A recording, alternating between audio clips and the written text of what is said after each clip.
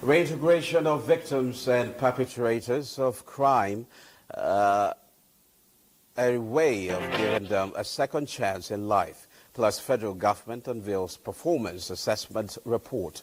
These are part of the stories for you today on Panorama. I am Musa Abubakar.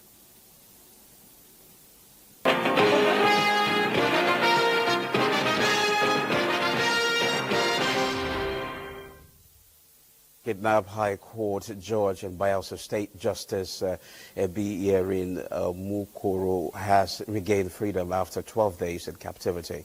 Briefing journalist, Commissioner of Police Francis Idu disclosed that the command worked in synergy with other security agencies to secure his release.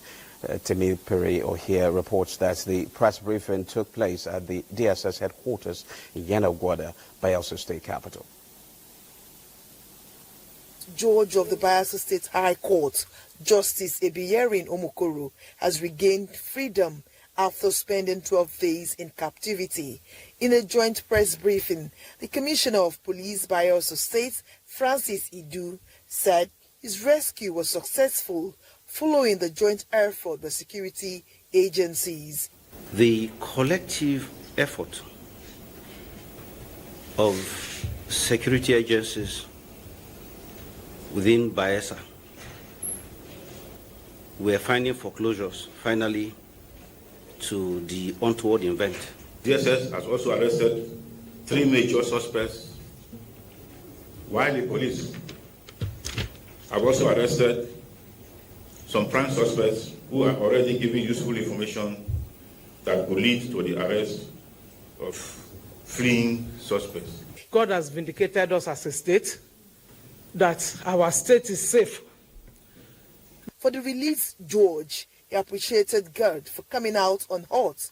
I'm grateful to each and every one of you, and I thank God for using all of you to see to it that I came out today unscathed. It will be recalled that Justice Omokoro was kidnapped in front of a popular eatery in Yenagwa on the 21st of June 2025. In Yenagwa, Timinepri Ohia, NTA News. Governor of Bayelsa State, Senator Dui Diri, has commended security agencies in the state for the rescue of Justice Ebiyerin Omokoro from his abductors. Justice Omokoro, judge of the State High Court, regained freedom on Thursday evening after 12 days in the kidnappers' den. A statement by the governor's Chief Press Secretary, Mr. Daniel Labra, the governor praised the combined efforts of the security agencies. He said the criminals who fled due to the pressure will be arrested and be brought to justice while assuring residents of the state of their safety and security. Governor Diri restated his warning to criminally minded individuals to stay clear of Bayelsa State, as his administration had invested much resources to guarantee peace and security of the state. The governor called for greater support and cooperation from the people. As the nation continues to grapple with the menace of one chance, the Nigerian police is taking a new approach, educating the public through a newly unveiled book titled One Step Ahead of One Chance, Robbers and Other Criminals. Francis Fob reports that the book was unveiled in Abuja. Said, no, sister. For Mary Frederick, it was a typical Monday morning in Abuja. Heading to work with urgency, she made a decision that will change her life. They took us to a place at Kubwa that all of us must bring a particular amount of money. So because everybody has agreed that they have to, so I agreed to, because I had some money in my possession. So I had to. So that was how the account was emptied. My own. Mary's story is just one of many. The one-chance crime method involves criminals pretending to be commercial drivers and passengers, robbing unsuspecting passengers once the vehicle is in motion.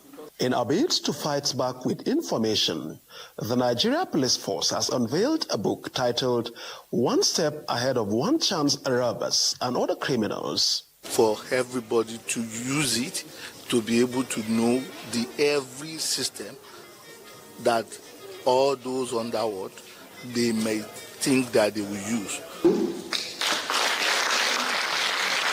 The unveiling, which held in Abuja, drew security stakeholders. They commended the initiative, calling for its integration into the public sensitization campaigns across Nigeria's urban centers. If there's any book anybody's supposed to have in its library, supposed to be tips on personal safety, because information is power, and information about security is a very vital thing. In the meantime, commuters are advised to remain vigilant and report suspicious vehicles and movements. Francis from NTA News. Psychologists say reintegration of victims and perpetrators of crimes is one of the ways towards helping them get a second chance in life. Described as restorative justice and advocacy is ongoing to deepen the knowledge of its procedures among justice sector stakeholders. Olabode Arewa reports. 29th of August 2015, and I was taken to Lafia Custodial Center. The guy in question that involved me in this case that I knew nothing about. Frank David Nimkel used to be one of the persons in the correctional center who has benefited from the restorative justice initiative currently being championed across the justice sector. His case is an example of his reforming power. The restorative justice principle is anchored on assisting the victims of crime to heal and the perpetrators to come to terms with the implications of their actions. Due to its benefits, jurists, legal practitioners, and law enforcement are being trained on implementing its principles. There are a lot of innocent people who are incarcerated. And when they do not have a place to go to after incarceration, they become hardened while there. The initiative has ensured rehabilitation of more than 900 former inmates, and a rehabilitation center has been set up in Nasarawa State in this regard. We will release these people, and many of them will have no place to go. I remember the person who was released after 12 years, and he asked us, where is he going to from there? Experts believe that utilizing the model practice direction on restorative justice could greatly reduce frequency of crime in the society. Olabode Arewa, NTA News. Now, the court finds Natasha Akpoti-Oduaghan for contempt. We now join Dele Atumbi at the Federal High Court, Abuja. Okay, Dele, if you can hear me, what is the situation at the court?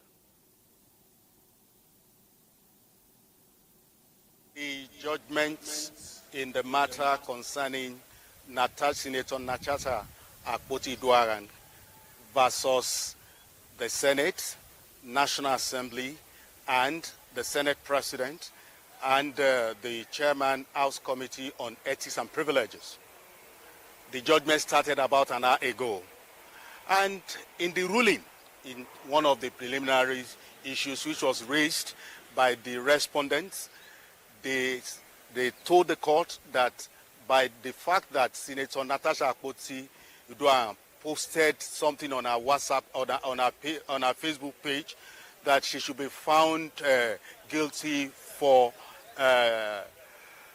contempt of court. And the background to it was that the court gave all the litigants in the matter the order not to do anything or not to attend to, not to publish or attend to anything before the determination of the matter. So Senator Natasha Akpoti had been found guilty for contempt of court, and she's charged 5 million naira. She's fined 5 million naira, and this must be paid to the court registry within the next 7 days after the ruling, and that she should publish an apology to the Senate and the Senate leadership within the next 7 days on our Facebook page, and she should equally publish on 2 national dailies. Other substantial matters are being decided, but preliminary matters is just what has been decided for now. As at the time I'm speaking with you, the substantive matters is being heard by the court. Okay, thank you for that update. And now moving on, the federal government says it targets grid automation to end a frequent grid collapse and improve electricity supply. This is coming as the Nigerian Independent System Operator, NISO, unveils its logo, which opens a new vista in the management of the national grid. Managing Director of NISO, Abdul Mohammed Bello, reveals that synchronization of national grid under the West African Power Project is in progress and is expected to be completed this year. Electricity supply depends on trust. So let us establish this trust in the electricity market. Trust in the grid, it means we coordinate the national grid without bias. We make market decisions without fear and favor. It means we plan the future. It means that not just responding to emergencies, we need to be efficient and effective. Joshua Jito reports that the Electricity Act of 2023 birthed Nigerian Independent System Operator, NISO, out of the Transmission Company of Nigeria, TCN, to manage the grid, while TCN handles transmission infrastructure. It is a renewed call to action rooted in data driven by hope as federal government unveils its latest performance assessment reports. The spotlight turns to girls' education, revealing both progress made and urgent gaps yet to be bridged. Education partners are now aligning efforts to expand access and ensure that every Nigerian girl has the opportunity to thrive through quality education widely.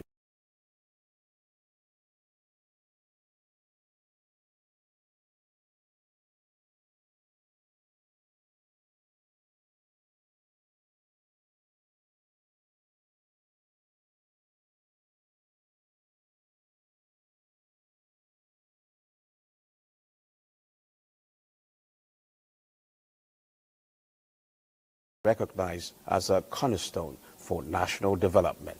Zared Dignam reports. The project where I selected 30 girls in secondary school that could not read and write from SS1 to SS2. So during the project, I did an assessment for 50 girls, and after the assessment, the school came up that in each class there are 50 girls that can read and write.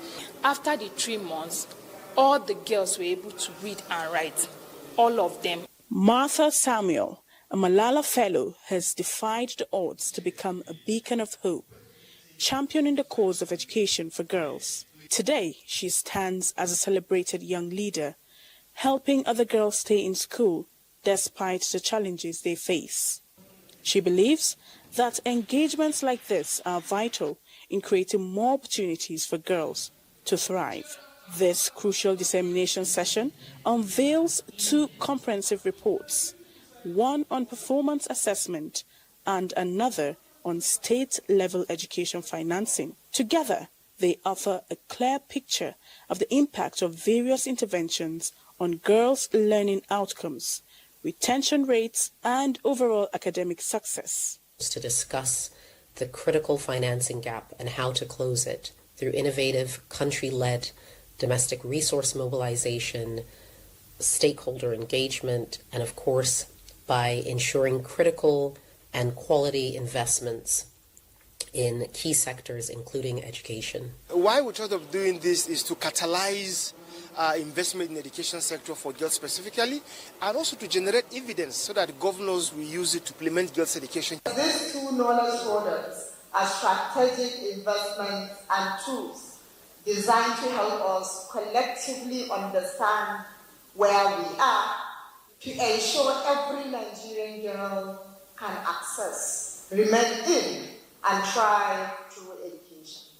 Stakeholders agree that the insights generated will help shape policy, guide funding decisions, and drive renewed commitment across all levels of government and civil society.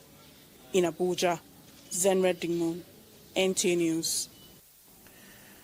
Now, the foundation of every child's upbringing holds the power to shape the future of societies.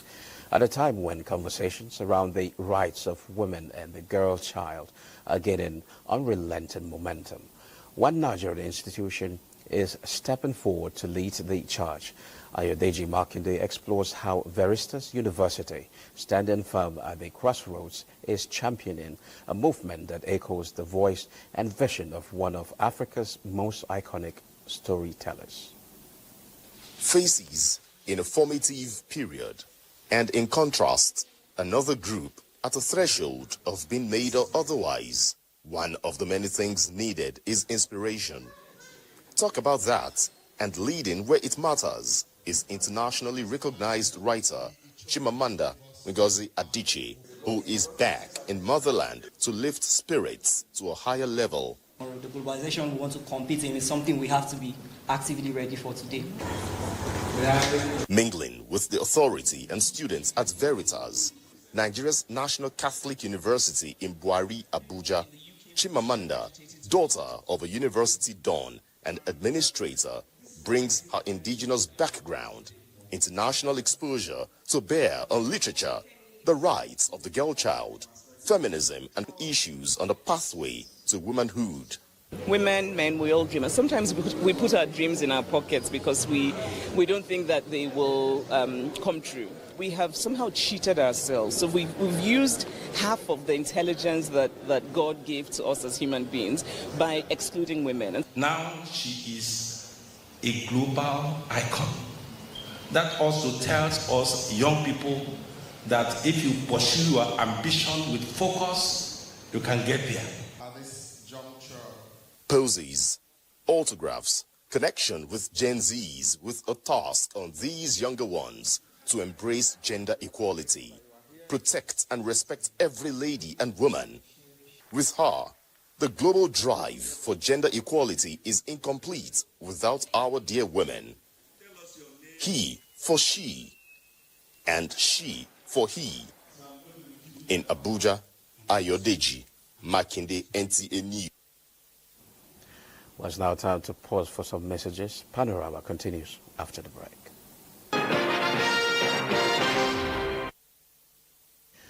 Thanks for being there. The Nigerian Television Authority has been described as a national broadcast carrier in the forefront of sustaining the country's democracy. This is the submission of the Nasarawa State Chapter of the Radio, Television and Theatre Arts Workers Union, RATAU, during a meeting with the General Manager of NTA Lafia. Balkisu Gurku reports that the team was led by the acting National Treasurer, Ahmed Muhammad Naibi. The position of the union is said to be ascribed to the high level of professionalism, integrity, and national balance the organization employs in discharging its responsibilities. Chairman of the union in the state observed that because of the critical role the NTA plays in national integration and unity, it is always a voice to reckon with in union matters. NTA being one of our chapter in the state. So we came to seek for support. Considering our professions, a lot of things need improvement almost on a daily basis. General Manager NTA Lafia, Ramat Salawuddin, in appreciation to RATAU for its support, pledged robust collaboration for the sake of national development. I was never a member of the executive, but I'm always in support of RATAU because I know what RATAU means. The union is expected to hold its National Delegate Conference between the 15th and 17th of July this year. In Lafia, Bilkisu Umar Gurku, NTA News. Now, the graduation of more than 600 youths from the Katsina Youth Craft Village after acquiring vocational skills is a landmark achievement in the state government's youth empowerment journey. Governor Dikko Umaru said this during the graduation ceremony and the presentation of startup kits to the youth, which was held in Katsina. Awalu Haliru reports.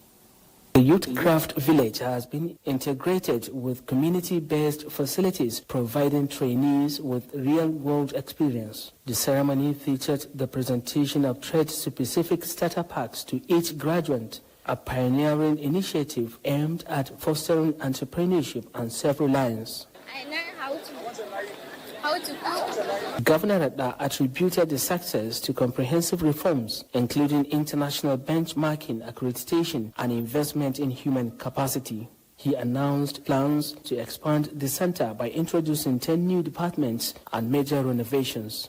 With the Craft Village as a cornerstone, we are building a skilled workforce ready to meet the demand of the 21st century. The startup package is generously being distributed today as a testament to our commitment to empower our youth. The graduates received training in 15 specialized trades, including tailoring, computer repairs, catering, and hospitality management, among others. An initiative under the Building Your Future agenda of the state government on youth empowerment and skills development. In Katsina, Awal Halaru, NTA News. Super Falcons set for impact in Morocco as Nigerians mourn legendary goalkeeper Peter Rufai.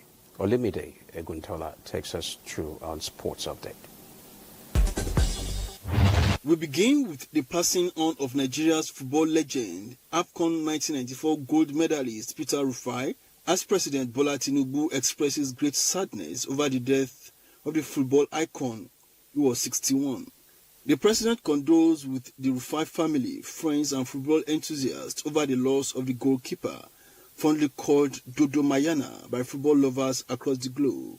Similarly, the leadership of the National Sports Commission, NSC, is deeply saddened by the passing of legendary Peter Rufai. The NSC described him as a global ambassador of Nigerian football, whose commitment to the green and white jersey made him a symbol of pride and resilience for millions of Nigerians. Meanwhile, sports stakeholders described the first-choice goalkeeper to the first-ever World Cup appearance for Nigeria, USA 94, as a real gem. Looking at goalkeepers in Nigeria, it will rank among the first 5.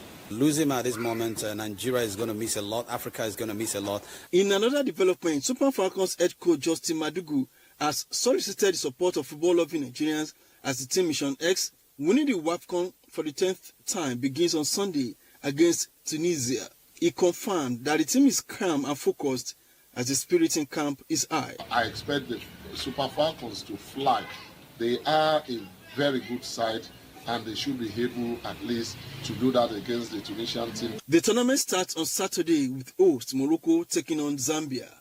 With sports updates, Olumide Eguntola, NT News. Well, that concludes Panorama. Thanks for watching.